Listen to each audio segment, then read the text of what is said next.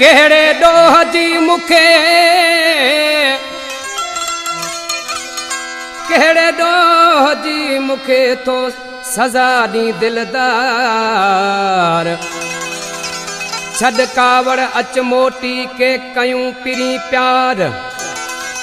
एडा न दे आज़ार तहमीर ही समो चवे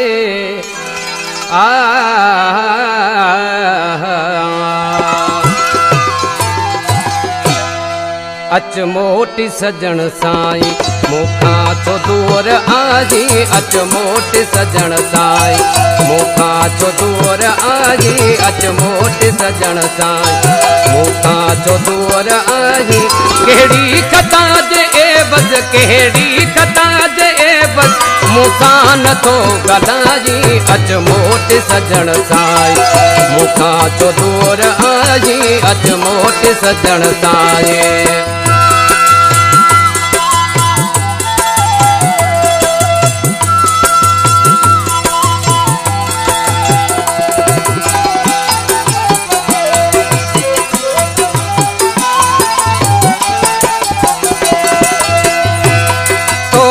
सजी जिंदगी कुर्बान पिरी दी तुस कुर्बान पिरी दी तुस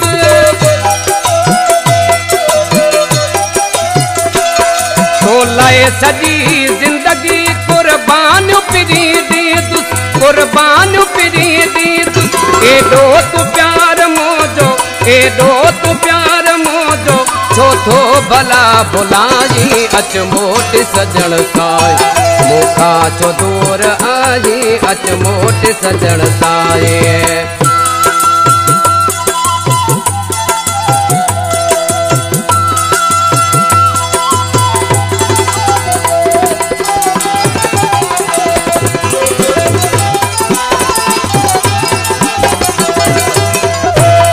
कैसी तुम का दिल पर दस पाण परे रख दे दस पाण परे रख दे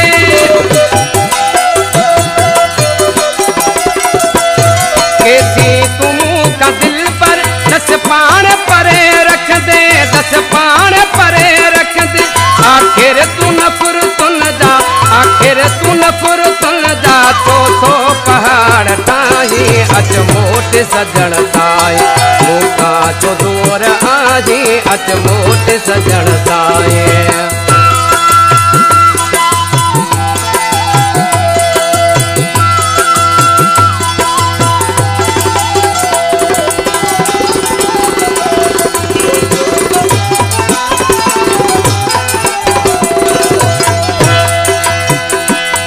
आजियूं तूने ठमिन तू बुरड़ो चए मनी दे बुरड़ो चवे मनी दे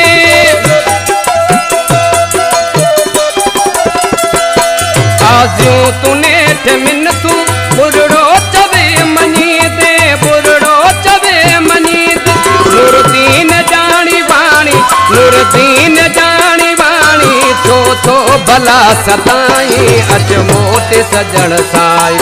मूंखां छो दूर आही अच मोटी सजण साईं मूंखां छो दूर आही कहिड़ी कथा जे एवज़ कहिड़ी कथा जे एवज़ मूंसां नथो ॻाल्हाई अच मोटी सजण साईं मूंखां छो दूर आही अच मोटी सजण साईं मूंखां छो दूर आही कहिड़ी कथा जे एवज़ कहिड़ी कथा जे एवज़ मूंसां नथो ॻाल्हाई अच मोटी सजण साईं मूंखां छो दूर आही अच मोटी सजण साईं मूंखां छो दूर आही अच मोटी सजण साईं।